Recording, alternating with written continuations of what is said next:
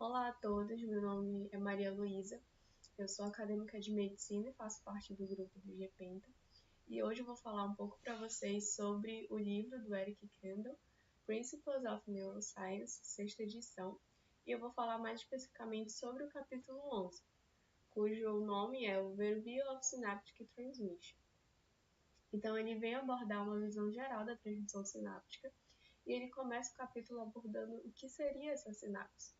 Então, a sinapse ela vai ser um ponto em que vai se ter uma comunicação entre dois neurônios, dois ou mais neurônios. E esse termo ele foi introduzido pelo Charles Sherrington no século XX, porque antes se pensava que só existia um tipo de sinapse, que é a sinapse elétrica. Não sabia que existia a química também. Mas em 1920, o Walter Lowy ele descobriu que existia a química porque ele descobriu essa substância, que é a acetilcolina, e que ela era transmitida através do nervo vago para o coração. Então, a partir dessa descoberta, se dividiu em duas correntes de pensamento. Uma que acreditava na hipótese fisiológica, liderada pelo John Eccles, que toda transmissão era elétrica, e a outra acreditava na hipótese farmacológica, liderada pelo Henry Dale, onde se dizia que toda transmissão é química. Então, em 1950 para 60, eles conseguiram esclarecer que existem os dois tipos de sinapses, apesar da química ser mais prevalente. E o que ajudou, na verdade, essa descoberta foi a microscopia eletrônica, que ela permitiu o estudo de estruturas, o estudo mais aprofundado dessas sinapses entre os neurônios. Então, aqui basicamente ele faz uma diferença entre a sinapse química e a sinapse elétrica. Então, nessa imagem à esquerda, a gente vê a sinapse química. Nela, a gente consegue perceber esse neurônio pré-ganglionar e o neurônio pós-ganglionar, sendo que eles são separados por um espaço que a gente chama de fenda sináptica. Então, a gente consegue perceber que no pré-ganglionar nós temos a presença de vesículas. Então, essas vesículas, elas armazenam os neurotransmissores e elas vão ser responsáveis posteriormente por liberar esses neurotransmissores que se difundem pela fenda sináptica e alcançam o receptor na célula pós-ganglionar. Essa distância, essa fenda na química, ela é muito maior do que na elétrica, é cerca de 20 a 40 nanômetros. Já na elétrica, a gente vai ter uma conexão do neurônio pré-ganglionar para o pós-ganglionar por essas proteínas que atravessam a membrana, que são chamadas de junções gap. Então, essas proteínas são muito importantes porque elas conseguem aproximar esses neurônios, então a fenda vai ser bem menor, vai ser cerca de 4 nanômetros, e elas conseguem fazer essa interligação de citoplasma para que esses íons que estão passando, eles consigam percorrer de um neurônio a outro e essa sinapse, consequentemente, ser muito mais rápida. Quase não se tem um atraso, já na química não. Tem um leve atraso por conta desse processo ser mais complexo. E aqui ele traz uma tabela evidenciando essas principais diferenças. Então aqui a gente tem tipos de sinapse, e ele fala a elétrica e da química, quanto à distância, que eu já abordei, tem essa diferença. Quanto à continuidade citoplasmática, na elétrica a gente tem, na química não. E quanto às substâncias que vão ser liberadas, as substâncias que vão estar relacionadas nesse processo. Então na elétrica a gente tem as junções gap, e na química a gente vai ter outras estruturas, Então a gente tem as vesículas, zonas ativas, que eu vou explicar posteriormente o que significa. A gente tem um agente de transmissão, que na elétrica são os íons, e na química a gente tem esses neurotransmissores. E a gente tem o atraso sináptico, como eu falei, na elétrica é quase inexistente, e na química tem cerca de 0,3 milissegundos. E também a transmissão. Na elétrica ela pode ser bidirecional, e na química ela vai ser somente unidirecional. E aqui embaixo nós conseguimos perceber, por meio da imagem, também algumas diferenças entre as duas. Então aqui da esquerda a gente tem uma corrente elétrica, onde ele colocou um eletrodo e fez um estímulo, e aqui a gente consegue perceber que parte do estímulo se dissipa e a outra continua, pela junção de gap, para o citoplasma. Já na química, quando se tem um estímulo, a gente tem todo esse disciplinando para o espaço extracelular. E essa corrente que passa, né, ela vai estimular a abertura de canais de cálcio, liberação do neurotransmissor, para ele encontrar com o seu receptor na outra membrana. As sinapses elétricas proporcionam a transmissão instantânea de sinais. Então, aqui nós conseguimos perceber que tudo vai depender. Então, a sinapse entre uma célula pré-ganglionar e pós-ganglionar está muito relacionado com o tamanho da célula pré-ganglionar. Então, o que pode explicar essa relação é a lei de Ohm, em que ele estabelece que quanto maior a resistência, que é o R, maior vai ser a variação dessa voltagem. Ou seja, se eu tenho uma célula pré-ganglionar que ela tem um terminal bem maior do que a célula pós e uma concentração iônica bem maior, ela vai gerar uma resposta mais intensa na célula pós-ganglionar. Então, a gente consegue ver também essa correlação que foi descrita na sinapse motora gigante do pitu, que é um crustáceo, que ele traz essa imagem no livro. Então, aqui a gente consegue ver que essa em marrom mais clara é a célula pré-sináptica, e essa em marrom mais escura é o neurônio pós-ganglional. Então, ele coloca eletrodos e a gente consegue ver que a extensão da pré é bem maior. E ele consegue destacar também o que eu disse anteriormente sobre o atraso ser quase inexistente. Né? Então, aqui a gente vai ter um gráfico. Aqui no eixo do Y, nós temos a variação da voltagem, né? Então, tem 100, 50, 0. E aqui no eixo X, a gente vai ter a variação do tempo em milissegundos, de 0 a 4. Aqui nós podemos perceber que na célula pré, quando se tem essa corrente de 50 milivolts, a 1 milissegundo e mais uns décimos, ele já gera automaticamente uma resposta do neurônio pós-ganglionar, com quase sem atraso. As células na sinapse elétrica são conectadas por junções comunicantes. Então aqui ele fala mais especificamente dessas junções que eu já citei. Aqui na imagem nós temos como elas se organizam nas células, né? Então elas são proteínas especializadas e elas conseguem reduzir o espaço da fenda sináptica, como eu mostrei para vocês. Aqui tem 20 nanômetros, ela reduz para 4, que é muito importante na sinapse elétrica. Aqui nós temos a estrutura dela.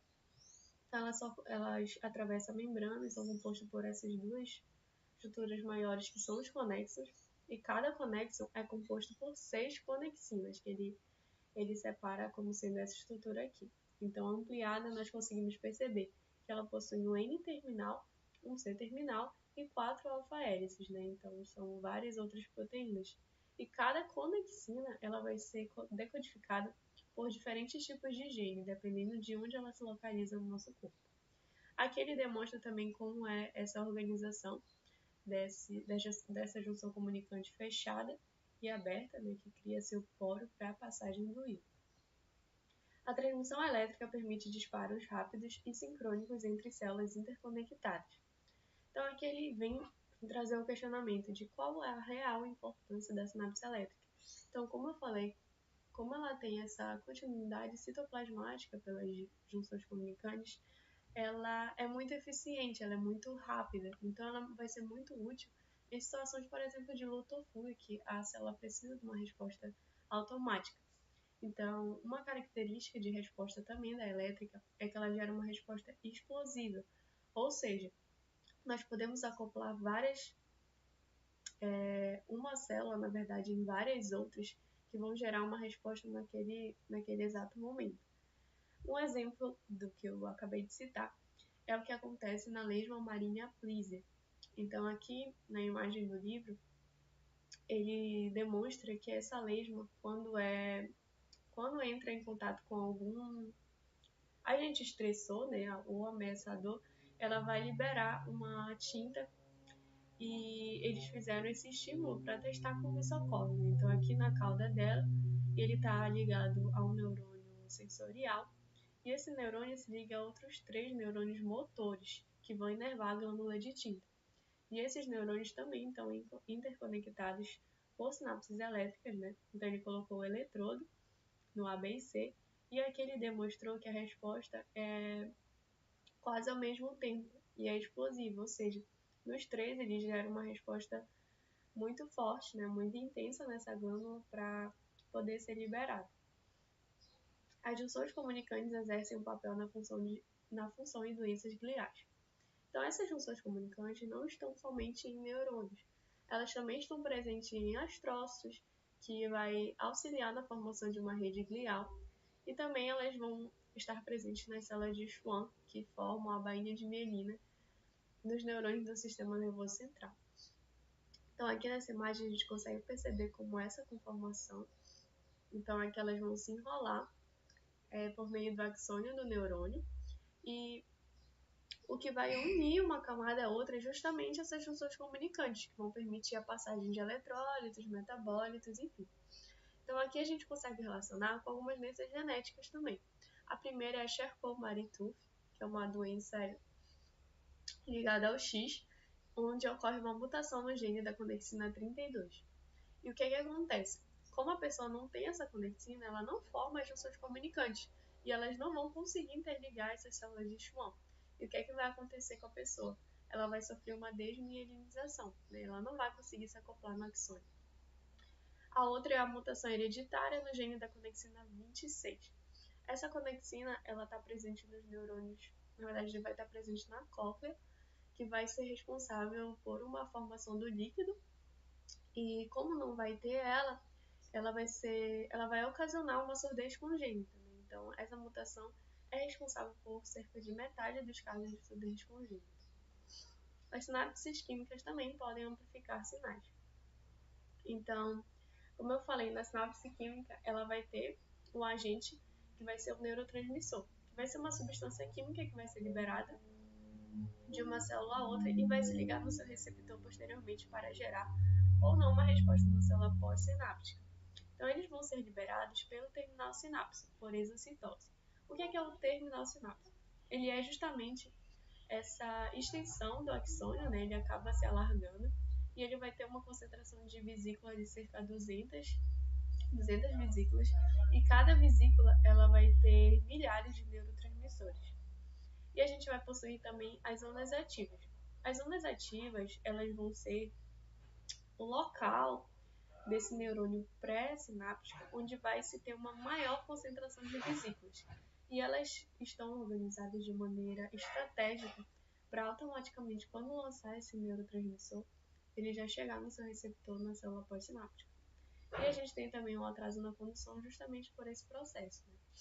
Então aqui no gráfico ele demonstra, quando se tem esse estímulo, esse potencial de ação gera esse estímulo, nós vamos ter na célula pós um certo atraso para poder gerar também esse potencial. Então, por que acontece isso? Quando a gente tem um potencial de ação na célula pré-sináptica, ele vai despolarizar os canais de cálcio que estão localizados nessa célula, eles vão abrir, entrar cálcio, e esse cálcio vai mudar a conformação das vesículas e vai fazer com que elas se fundem com a membrana aqui, e depois liberando esses neurotransmissores, que é o processo de exocitose. Depois que eles são liberados, eles vão se ligar no receptor da célula pós-sináptica e eles vão também mudar a conformação para entrar os íons que são precisos para gerar um potencial de ação. Então, esse processo ele é muito complexo, por isso ele tem esse atraso. Então, aqui ele traz uma imagem dessas zonas ativas, né? Aqui a gente consegue ver as vesículas na célula, e aqui elas ficam mais escuras porque é justamente onde se tem uma maior concentração. Os neurônios ligam-se a receptores pós-sinápticos. Então, essa transmissão sináptica ela vai ocorrer em duas etapas. Uma é a transmissão e a outra vai ser a recepção. E ela se tem esse direcionamento de resposta, né? Justamente por isso, porque se tem essa estruturação específica das zonas ativas e dos receptores. E os neurotransmissores ligados, eles podem ter três propriedades dependendo de como eles vão ser produzidos. Tem o neurohormonal, que vai ser liberado na corrente sanguínea, o modulador, que ele vai ser liberado em outras sinapses, né, para modular essa transmissão, e o convencional, que é esse que vai ser liberado na célula pós-sináptica. A ação excitatória ou inibitória depende da propriedade desse neurotransmissor, né? Então, como eu falei, ele pode estimular a célula, como o glutamato, e se for o GABA, ele vai inibir a resposta da célula. E tem as características bioquímicas desses receptores, que eles são proteínas que vão atravessar a membrana da célula. Os receptores pós-sinápticos abrem ou fecham canais iônicos de modo direto ou indireto. Então, aqui ele traz a diferença desses receptores que existem. Então, a gente vai ter nessa esquerda o ionotrópico, que ele é um receptor direto. Ele vai ser formado por proteínas. Então, aqui a gente consegue ver, ele é formado de 4 a 5 partes, e cada parte dessa é formada por 4 alfa-hélices. Ele vai ter uma porção que vai se ligar ao transmissor, que é uma porção extracelular, e uma porção intracelular, que vai ser o poro, né, que vai ser responsável por essa passagem do íon. Esse receptor, ele é chamado de direto, porque automaticamente, quando o íon se liga e passa por ele não vai ter uma outra estrutura responsável por gerar a resposta, né? Já vai ser ele.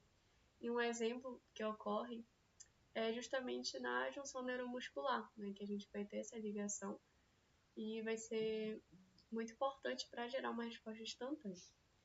O outro da direita, ele vai ser um receptor metabotrópico e ele vai ter uma ação indireta, já vou explicar o porquê. Então aqui a gente tem a estrutura dele, né, formada por alfa-hélices também, por proteínas. E aqui a gente tem que ele vai ser ligado com a proteína G. Aqui no caso é a GS. Então quando a gente vai ter essa ligação do neurotransmissor na célula, ele vai ativar uma série de reações. Então aqui a gente consegue ver produzindo a GTP, que a gente tem aqui 3 fosfatos, né? E a enzima adenilato ciclase, que vai transformar o ATP em AMP cíclico, que é o segundo mensageiro. Esse AMP cíclico, ele vai fazer com que ocorra a produção da PKA, que é uma enzima também que vai fazer a fosforilação desse outro canal de membrana, e ela vai fazer com que ocorra a abertura dele para poder entrar o íon. Então é por isso que ele é chamado de indireto. Ele vai ter uma ligação do neurotransmissor de um lado e vai precisar gerar uma resposta em outro canal de membrana. E um exemplo que ocorre é justamente em processos de aprendizado, comportamento, que a gente tem esse certo atraso, né? Não precisa ser tão automático.